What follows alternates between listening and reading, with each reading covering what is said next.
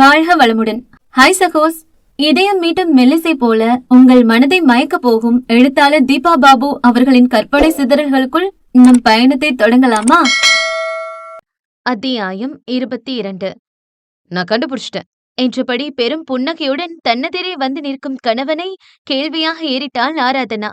அம்மா பூ கொடுத்து விட்டது. ரிஷிகேஷ் தருவதை கையில் வாங்கிக் கொண்டு அவள் கொண்டை ஊசியை தேடி நகர, என்னன்னு கேட்க மாட்டியா என இழுத்து அவளை பின்னிருந்து அணைத்து கொண்டான். ஷ், கோவிலுக்கு போகணும் என்று அவன் கையில் ஓங்கி தட்டினாள். அப்ப என்னன்னு கேளு என சலுகையாக கொஞ்சுபவனிடம் பழைய சிரிப்புடன் திரும்பினாள் அவள். ஓகே, என்ன? பெண்ணின் தோள்களில் கரம் போட்டு அருகில் இழுத்து தன் வெளி பார்வையால் அவள் முகத்தை வட்டமிட்டான். டைம் ஆகுது. ஆரா நினைவுபடுத்த, ஆயிட்டு போகுது என்று இன்னமும் பொறுமையாக ரசித்தான் ஆடவன். நம்ம நேரமா போனாதா பூஜையை ஸ்டார்ட் பண்ணுவாங்க. விளையாடாம விஷயத்துக்கு வாங்க. அது அன்னைக்கு ஏதோ ஒரு வகையில உன் அழகு தூக்கலா தெரிஞ்சு என்ன ரொம்ப டிஸ்டர்ப் பண்ணுதுன்னு சொன்னல. எப்பொழுது என புருவங்களை சுருக்கியவளுக்கு நினைவு வந்துவிட, ஆமா என எதிர்பார்ப்புடன் நோக்கினாள். யூஸ்வலா நீ சாரி கட்டுறதே ரேர். அதுலயும் பட்டு சாரிலாம் மேரேஜ் டைம் தவிர்த்து ஒரு தடவை தான் கட்டியிருப்ப. அவள் யோசனையுடனே தலைய செக்க, அப்பவும் தலைமுடியெல்லாம் நல்லா ட்ரை ஆகி ஏதேதோ டிசைன்ல தான் ஹேர் ஸ்டைல் செஞ்சுப்ப என்றவன் விளக்கத்தில் பாவைக்கு புன்னகை பூத்தது. எங்கே சுற்றி வருகிறான் இவன் என ஆர்வமாக பார்த்திருந்தாள்.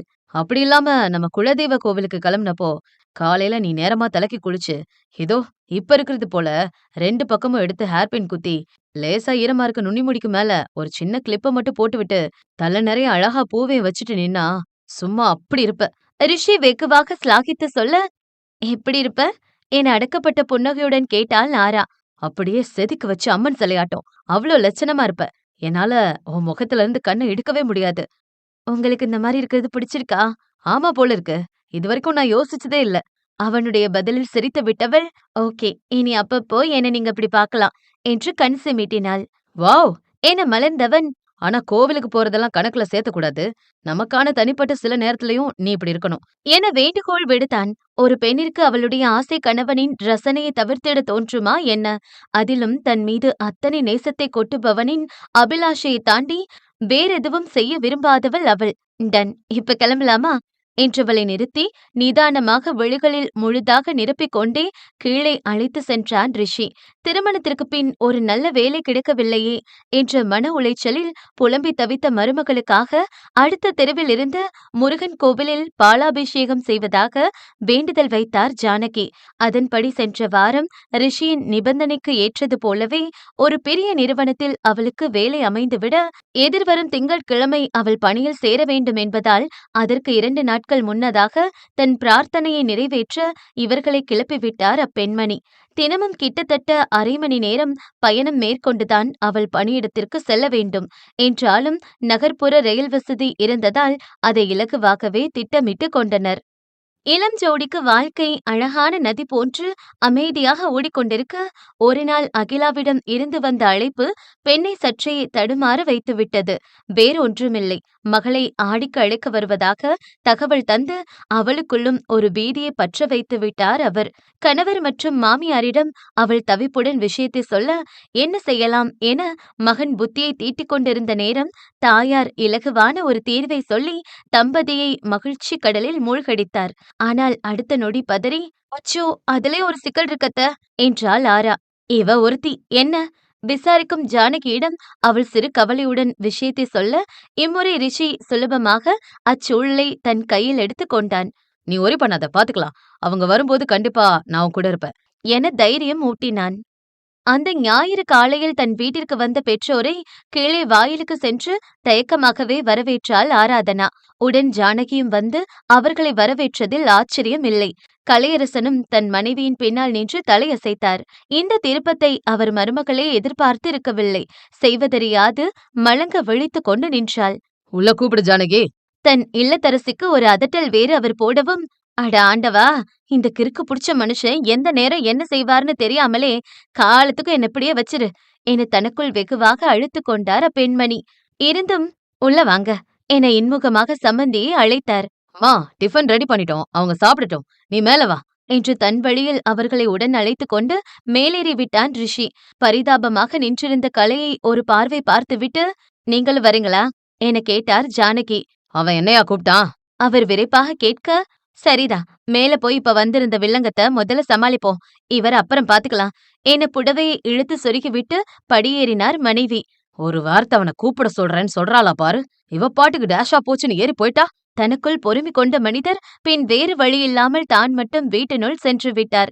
ஜானகி அறைக்குள் நுழையவும், வாமா என் அன்னையின் கையை பற்றி இழுத்து தன்னருகில் அமர்த்தி கொண்டான் ரிஷி.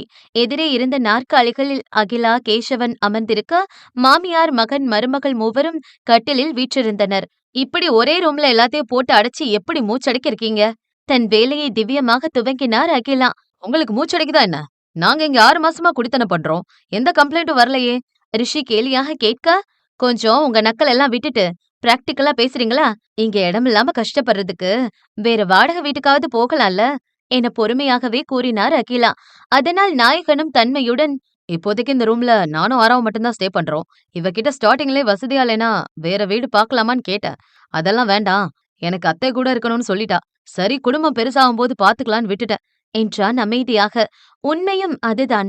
தேனிலவு முடித்து வந்து குடித்தனம் ஆரம்பித்த புதிதில் மனைவியின் அபிப்பிராயம் கேட்டிருந்தான் ரிஷி. ஃபேமிலி பெருசாகிறதெல்லாம் இருக்கட்டும், ஒரு கெஸ்ட் வந்தா கூட இடம் பத்தாது போலிருக்கே. அன்னை அதிருப்தியாக பேசவும், மா, இங்க எதிர்ல இருக்கிற ரூம் நர்மதா அக்கா, முகேஷ் மாமாதுதான். அவங்க பெங்களூர்ல இருக்காங்க. ஏதாவது ஃபங்க்ஷன், ஃபெஸ்டிவல்னா மட்டும்தான் ஊருக்கு வருவாங்க. நாங்க இப்படி இருக்கிறத பார்த்துட்டு அவங்களே அவங்க ரூமையும் யூஸ் பண்ணிக்க சொல்லி கீயை எங்க கிட்ட கொடுத்துட்டு தான் போயிருக்காங்க. ஆனா எங்களுக்கு அது தேவைப்படல. நீங்க சொல்ற மாதிரி யாரும் கெஸ்ட் வந்தா அதை யூஸ் பண்ணிப்போம் என்றாள் ஆரா அழுத்தமாக. அதற்கு மேல் அகிலாவும் எதுவும் பேசவில்லை.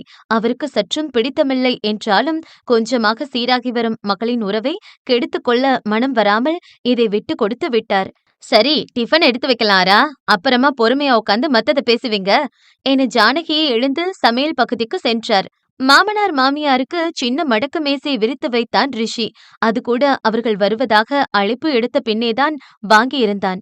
நீங்களும் உட்காருங்க என கேசவன் மரியாதை கழுக்க மருமகன் மறுத்துவிட்டான். இல்ல மாமா, நான் வீட்ல இருக்க நேரம் ஆராயம் கூட தான் சாப்பிட ஆசைப்படுவா. அதுவரை மெத்த படித்து உயர்ந்த நிலையில் இருக்கும் அந்த கணவான்களுக்கு உள்ளூர பெரும் திருப்திதான். பிரச்சனை என அவர்கள் காது வரை எதையும் கொண்டு வராமல் மகளும் மருமகனும் மனம் ஒத்து வாழ்வது சிறிது மகிழ்ச்சியை கொடுத்தது. இதென்ன ஸ்வீட், அசோகாவா? செய்ய கத்துக்கிட்டியா? நல்லா இருக்கு. இல்லம்மா, அத்தை செஞ்சாங்க. காலையில வந்து அவங்க தான் ஓரளவுக்கு வேலை முடிச்சு கொடுத்துட்டு போனாங்க. மகள் சொல்லவும் சூடாக பூரியை பொரித்து எடுத்து வந்து தங்கள் தட்டில் பரிமாறும் பெண்மணியை சங்கடமாக நோக்கி அகிலா, எல்லாமே ரொம்ப அருமையா இருக்கு என தயங்கியே சொன்னார். தேங்க்ஸுங்க, ஆராவுமே ரொம்ப நல்லா சமைப்பா என்று முறுவளித்தார் ஜானகி. சிறிது நேரத்தில் ஆடி மாத அழைப்பு என முறையாக தட்டில் சீர்வரிசை அடுக்கி அதனுடன் புது ஆடைகளையும் சேர்த்து வைத்து மகள் மருமகனை அழைத்தனர் ஆராவின் பெற்றோர். தர்மசங்கடமான சூழ்நிலையில் சிக்கிக்கொள்ளும் முன்னே மகனுக்கு கண் காட்டிவிட்டு, நான் போய் அவருக்கு டிஃபன் கொடுக்கணுங்க என கீழே இறங்கி விட்டார் ஜானகி. உட்காருங்க, காஃபி எதுவும் குடிக்கிறீங்களா? ரிஷி கேட்கவும், இப்பதான் டிஃபன் முடிஞ்சது, கொஞ்ச நேரம் ஆகட்டும் என்றார் கேசவன். அடுத்து என தயங்கியவாறு தம்பதி இருவரும் ஒருவரை ஒருவர் பார்க்க அகிலாவுக்கு எதுவோ ஒன்று சரியில்லை என புரிந்தது. ஏதோ பிரச்சனையா என கூர்மையாக கேட்டார். பிரச்சனைலாம் இல்ல, ஆனா ஆடி மாசம்னெல்லாம் ஆரா உங்க வீட்டுக்கு வர தேவையில்ல. தேவையில்லையா? உங்களை விட்டுட்டு வர முடியாதுன்னு சொல்றாளா? மருமகனின் பேச்சை நல்ல விதமாகவே எடுத்து சிரித்தபடி விசாரித்தார் அகிலா.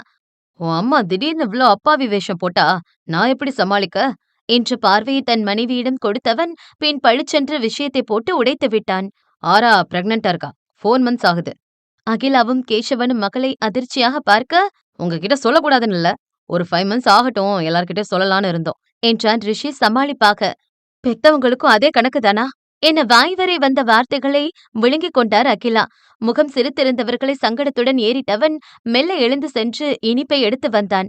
அதன் பின்னரே கேசவன் சுதாரித்து, கங்க்ராட்ஸ் மாப்ள என்று விட்டு மகளிடம் திரும்ப அவள் அப்பொழுதுதான் நிமிர்ந்து இருவரையும் பார்த்தாள். தாயின் குற்றஞ்சாட்டும் பார்வையில் வருத்தமாக முறுவளித்தவள், சாரிமா என முடித்துக் கொண்டாள். நீங்க பேசிட்டுங்க, நான் கொஞ்ச நேரம் கடை வரைக்கும் போயிட்டு வரேன்.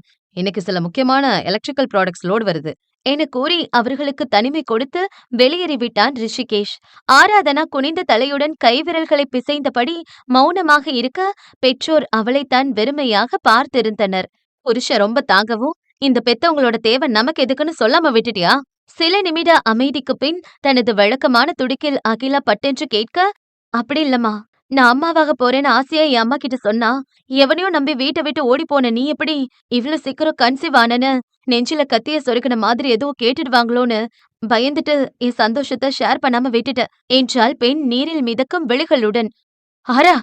தன்னை மீறி திகைப்புடன் அவர் கூறிவிட, நாயகி அவரையே கண்ணெடுக்காமல் நேர்கொண்டு அமைதியாக பார்த்திருந்தாள். அகிலாவின் முகமே மாறிவிட்டது. மகளின் வார்த்தைகள்தான் தற்பொழுது அவரின் இதயத்தில் கூரான கத்தியை இறக்குவது போல் அவருக்குள்ளும் பெரும் வலியை கொடுத்தது.